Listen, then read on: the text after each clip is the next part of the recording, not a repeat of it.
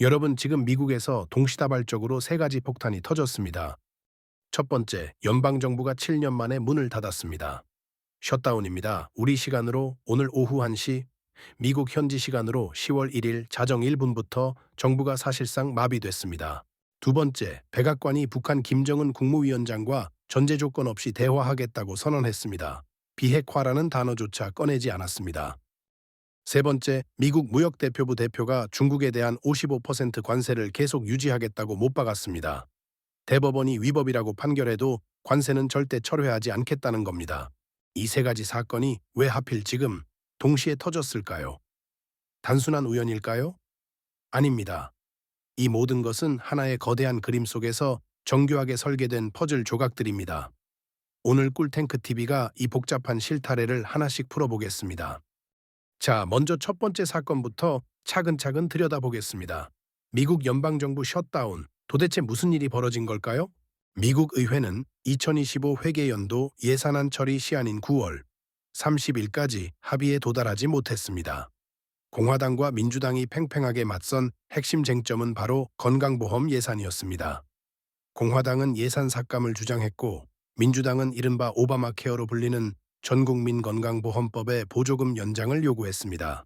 트럼프 대통령은 9월 29일 여야 지도부와 백악관에서 회동했지만 합의는 이루어지지 않았습니다. 상원은 9월 30일 7주짜리 임시 예산안을 표결에 붙였지만 찬성 55대 반대 45로 부결됐습니다. 통과에 필요한 60표에 미치지 못한 겁니다. 결국 10월 1일 오전 0시 1분부터 연방정부는 셧다운에 돌입했습니다. 이는 2018년 12월 이후 7년 만입니다. 당시 셧다운은 35일간 지속됐고 미국 역사상 최장 기록을 세웠습니다. 이번 셧다운으로 어떤 일이 벌어질까요? 먼저 필수 업무를 담당하는 인력을 제외한 최대 90만 명의 연방 공무원이 일시 해고되고 최대 70만 명이 무급으로 근무하게 됩니다. 군인, 법집행관, 항공교통 관제사 등 국가안보와 공공안전을 담당하는 필수 인력만 근무를 계속하지만 급여는 셧다운 해소 후에야 받게 됩니다. 더 심각한 문제는 경제지표 발표가 중단된다는 점입니다. 노동부는 10월 3일 예정됐던 9월 고용보고서 발표를 취소한다고 밝혔습니다. 고용보고서는 연방준비제도가 금리 결정에 가장 중요하게 참고하는 지표입니다. 투자자들의 나침반이 사라지는 셈입니다. 과거 2018년 셧다운 당시 약 4조 2천억 원의 경제적 피해가 발생했습니다. 이번에는 얼마나 될까요? 하지만 이번 셧다운이 과거와 다른 결정적인 지점이 있습니다. 바로 트럼프 대통령의 의도입니다. 여러 외신은 트럼프 행정부가 셧다운을 연방 인력 감축의 기회로 활용할 것이라고 보도했습니다. 백악관 예산국은 각 기관의 일시적 인력 감축 계획뿐 아니라 영구적 인력 감축 계획까지 수립하라고 지시했습니다. 러스포트 백악관 예산국 국장은 대통령의 우선순위와 일치하지 않는 프로그램에 종사하는 직원을 감원하라는 내용의 공지를 냈습니다. 이 말이 무슨 뜻일까요? 셧다운이 단순한 예산 협상 실패가 아니라는 겁니다. 트럼프 행정부는 이를 통해 연방정부를 근본적으로 재편하려 합니다. 국방과 이민법 집행 중심으로 정부를 축소하고 나머지 부처는 대폭 감원하겠다는 청사진입니다. 자, 이 지점에서 두 번째 사건으로 넘어가 보겠습니다. 백악관의 대북정책 전환입니다. 백악관 관계자는 9월 30일 트럼프 대통령이 김정은 위원장과 어떤 전제 조건 없이 대화하는 것에 여전히 열려 있다고 밝혔습니다. 핵 문제를 언급하지 않고도 북한과 대화하는 데 열려 있느냐는 질문에 대한 답변이었습니다. 이 발언은 김정은 위원장이 9월 21일 최고인민회의에서 한 발언에 대한 미국의 역제안으로 해석됩니다. 김 위원장은 당시 만약 미국이 허황한 비핵화 집념을 털어버리고 현실을 인정한 데 기초하여 우리와의 진정한 평화 공존을 바란다면 우리도 미국과 마주서지 못할 이유가 없다고 말했습니다. 북한이 비핵화 포기를 조건으로 대화를 제안하자 미국은 비핵화를 직접 언급하지 않으면서도 전제 조건 없는 대화로 응수한 겁니다. 교묘한 줄타기입니다. 백악관 관계자는 미국의 대북 정책은 변함이 없다고 덧붙였지만 비핵화라는 단어를 직접 거론하지 않은 것은 분명 의미심장합니다. 트럼프 대통령은 이미 첫 임기 때 김정은 위원장과 세 차례 정상회담을 가졌습니다. 2018년 6월 싱가포르, 2019년 2월 베트남 하노이, 2019년 6월 판문점에서였습니다. 특히 판문점 회동은 현직 미국 대통령이 최초로 북한 땅을 밟은 역사적 순간이었습니다. 다음 달 한국 경주에서 열리는 아시아 태평양 경제협력체 정상회의를 계기로 북미 정상 간 만남이 성사될 가능성이 점쳐지고 있습니다. 과거의 톱다운 외교가 재개될 수 있다는 신호입니다. 여기서 의문이 생깁니다. 왜 하필 지금일까요? 왜 셧다운이 발생한 바로 그날 백악관은 대북 대화 의지를 공개적으로 밝힌 걸까요? 그 답을 찾기 위해 세 번째 사건으로 이동하겠습니다. 미중 무역 관세 문제입니다. 제이미슨 그리어 미국 무역대표부 대표는 9월 30일 뉴욕 이코노믹 클럽 연설에서 대법원이 상호 관세가 위법하다고 판결하더라도 교역 상대국들에 대한 관세 부과를 계속할 것이라고 단언했습니다. 그는 대통령의 무역 정책이 법정에서 승리할 것이라고 확신한다면서도 만약 그렇지 않더라도 동일한 효과를 낼 수 있을 것이라고 말했습니다. 관세는 정책의 일부로 남을 것이며 대법원에서 승소하든 패소하든 앞으로 무역을 생각할 때 그렇게 접근해야 한다고 강조했습니다. 현재 미국이 중국에 부과한 관세는 약 55% 수준입니다. 트럼프 2기 행정부 출범 이전부터 유지되어 온 약 20% 수준의 기존 관세를 포함한 수치입니다. 그리어 대표는 이에 대해 좋은 현상 유지 상태라고 평가했습니다. 그는 트럼프 대통령에게 중국과의 딜이 있는지 묻는다면 대통령은 아마 55% 관세를 부과했고 그게 우리의 딜이라고 답할 것이라며 따라서 이는 좋은 현상 유지 상태라고 말했습니다. 오는 11월 10일 미중 관세 전쟁의 90일 휴전 종료를 앞두고 있지만 미국은 대중국 관세율의 추가적인 인하를 전혀 검토하지 않고 있다는 의미입니다. 더 주목할 부분은 그리어 대표의 배경입니다. 그는 트럼프 1기 때 무역대표부 대표를 지낸 로버트 라이트 하이저의 비서실장 출신입니다. 중국과의 무역전쟁을 설계하고 실행한 핵심 인물이죠. 한미 자유무역협정 재협상 때도 미국 측 교체 수석으로 활약했습니다. 그는 과거 의회 증언에서 2016년까지의 대중무역정책으로 미국의 제조 기반과 고용은 감소하고 미국은 중국에 크게 의존하게 됐으며 중국은 이런 이점을 활용해 미국의 글로벌 리더십을 약화시켰다고 지적했습니다. 확고한 보호무역주의자입니다. 자, 여기까지 세 가지 사건을 살펴봤습니다. 연방정부 셧다운, 대북 대화 재개 시사, 대중 강경 관세 유지. 이 세 가지가 모두 9월 30일 하루 동안 동시에 터졌다는 사실을 기억하십시오. 이것이 우연일 리 없습니다. 지금부터 이 모든 파편들을 하나로 엮어보겠습니다. 예상치 못했던 하나의 거대한 그림이 완성될 겁니다. 핵심 질문은 이겁니다. 왜 트럼프 행정부는 정부를 마비시키면서까지 연방 인력을 감축하려 할까요? 왜 비핵화라는 단어를 빼고 북한과 대화하려 할까요? 왜 사법부의 판결마저 무시하면서 중국에 대한 관세를 고수할까요? 이 세 가지 질문에 대한 답은 하나입니다. 미국 우선주의의 완성입니다. 트럼프 행정부의 거대 전략을 이해하려면 먼저 미국이 처한 현실을 직시해야 합니다. 미국은 지난 수십 년간 세계의 경찰 역할을 자처하며 막대한 비용을 지불해왔습니다. 전 세계에 주둔한 미군, 동맹국 방위, 자유무역 질서 유지, 이 모든 것이 미국의 재정에 엄청난 부담이었습니다. 동시에 미국은 세계 최대 소비 시장으로서 무역 적자를 감수하며 다른 나라들의 성장을 도왔습니다. 중국은 이를 발판으로 세계 2위 경제 대국으로 성장했고 한국과 일본 등 제조업 국가들도 미국 시장에 기대어 경제를 발전시켰습니다. 하지만 트럼프는 이 구조를 근본적으로 뒤집으려 합니다. 더 이상 세계의 ATM이 되지 않겠다는 겁니다. 미국이 왜 다른 나라들의 성장을 위해 희생해야 하느냐는 질문입니다. 이 전략의 첫 번째 축이 바로 연방정부 재편입니다. 셧다운은 단순한 예산 협상 실패가 아닙니다. 트럼프는 이를 통해 비효율적이고 비대한 연방정부를 슬림화하려 합니다.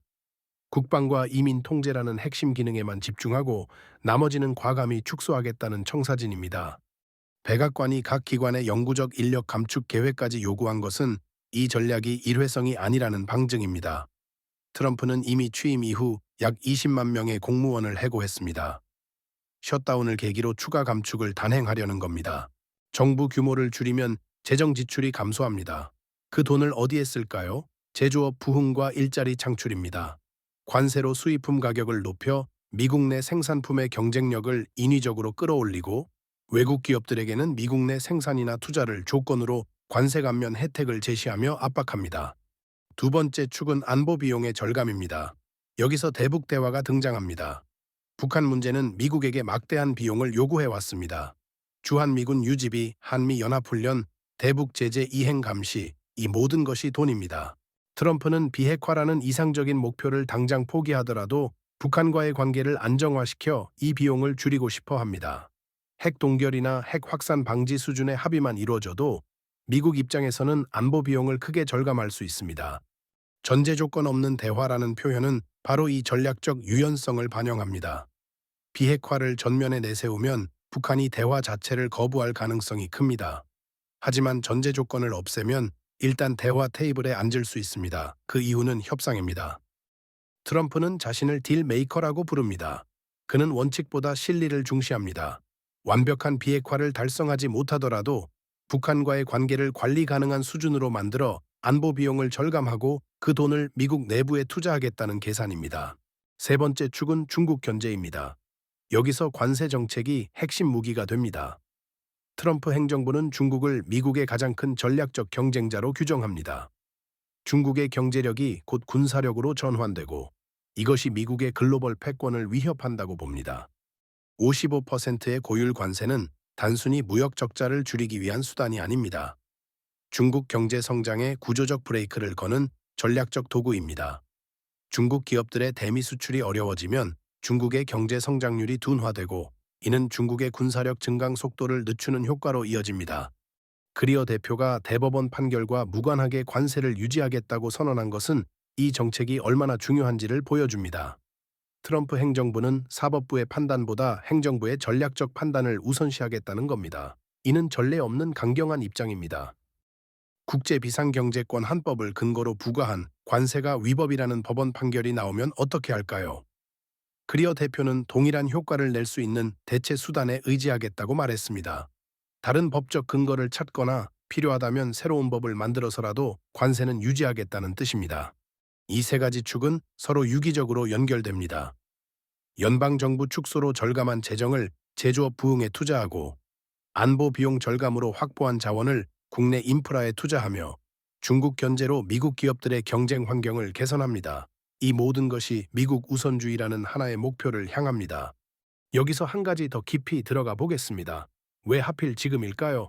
왜 9월 31일이라는 타이밍에 이 세 가지를 동시에 터뜨린 걸까요? 답은 미국의 정치 일정과 연관됩니다. 2025 회계연도가 9월 30일에 종료되는 것은 정해진 일정이었습니다. 트럼프 행정부는 이 시점을 활용해 연방정부 재편이라는 카드를 꺼내들었습니다. 동시에 북한 김정은 위원장의 9월 20일 발언에 대한 답변 타이밍도 맞췄습니다. 10일 정도의 강역은 미국 내부에서 입장을 정리하고 전략을 수립하기에 적절한 시간입니다. 그리어 대표의 연설도 같은 날 이뤄졌습니다. 이것이 우연일까요? 아닙니다. 트럼프 행정부는 이 세 가지 메시지를 한꺼번에 던짐으로써 강력한 시그널을 보내려 했습니다. 국내적으로는 정부 개혁과 제조업 부흥, 대외적으로는 안보 비용 절감과 중국 견제, 이 모든 것이 미국을 다시 위대하게 만든다는 트럼프의 핵심 공약을 실현하는 수단입니다. 하지만 이 전략에는 위험도 큽니다. 첫째, 셧다운이 장기화되면 경제에 심각한 타격을 줄 수 있습니다. 공무원들의 소비가 줄어들고 정부 서비스가 중단되며 경제 지표 공백으로 시장 불확실성이 커집니다. 둘째, 대북 대화가 실질적 성과 없이 끝나면 북한 핵 위협은 여전히 남고 한반도 긴장만 고조될 수 있습니다. 비핵화 없는 대화는 북한에게 시간을 벌어주는 결과로 이어질 위험이 있습니다. 셋째, 고율 관세는 미국 소비자들의 물가 부담을 증가시킵니다. 중국산 제품에 55% 관세가 붙으면 그 비용은 결국 미국 소비자가 부담하게 됩니다. 인플레이션 압력이 커질 수밖에 없습니다. 넷째, 사법부 판결을 무시하는 행정부의 태도는 삼권 분립이라는 민주주의의 기본 원칙을 훼손할 수 있습니다. 법치주의에 대한 신뢰가 무너지면 미국의 소프트 파워도 약화됩니다. 하지만 트럼프 행정부는 이런 위험을 감수할 준비가 되어 있는 것으로 보입니다. 단기적 고통을 견디더라도 장기적으로 미국의 국익을 극대화하겠다는 전략입니다. 이 지점에서 우리는 더 큰 그림을 봐야 합니다. 트럼프의 미국 우선주의는 단순히 미국 국내 정책의 변화가 아닙니다. 이것은 제2차 세계대전 이후 70년 넘게 유지되어 온 미국 중심의 자유주의 국제 질서에 대한 근본적 도전입니다. 미국은 전후 질서의 설계자이자 수호자로서 자유무역, 동맹체제, 다자주의를 주도해 왔습니다. 이 과정에서 미국은 막대한 비용을 지불했지만 그 대가로 글로벌 패권과 달러 기축통화의 지위를 누렸습니다. 트럼프는 이 거래가 더 이상 미국에게 유리하지 않다고 판단합니다. 미국이 지불하는 비용이 얻는 이익보다 크다는 겁니다. 따라서 판을 다시 짜야 한다는 논리입니다. 이것은 미국의 전략적 수축을 의미합니다. 세계의 경찰 역할을 포기하고 미국의 핵심 이익에만 집중하겠다는 겁니다.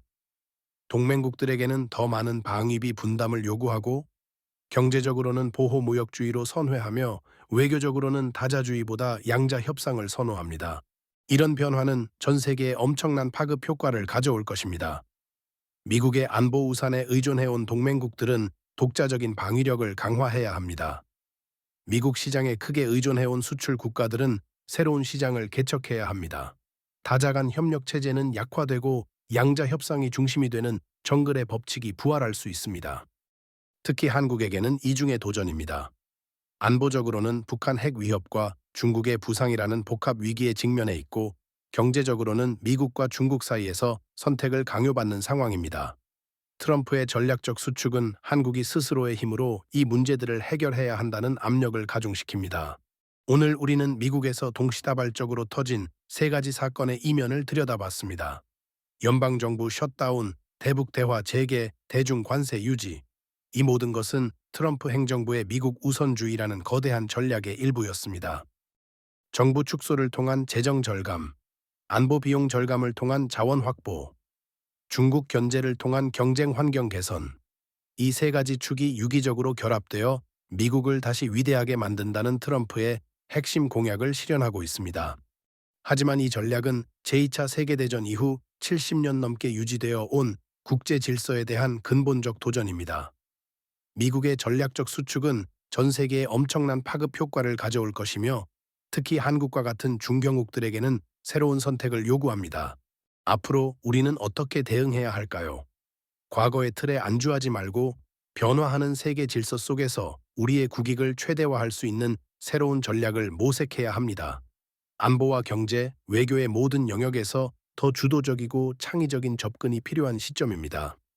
오늘 꿀탱크TV가 전해드린 분석이 여러분께 세계를 바라보는 새로운 시각을 제공했기를 바랍니다. 복잡해 보이는 국제 정세도 점과 점을 연결하면 하나의 명확한 그림이 됩니다. 지금 세계는 거대한 전환기를 맞이하고 있습니다. 이 변화의 물결 속에서 우리가 어떤 선택을 하느냐가 우리의 미래를 결정할 것입니다. 시청해 주셔서 감사합니다. 꿀탱크TV였습니다.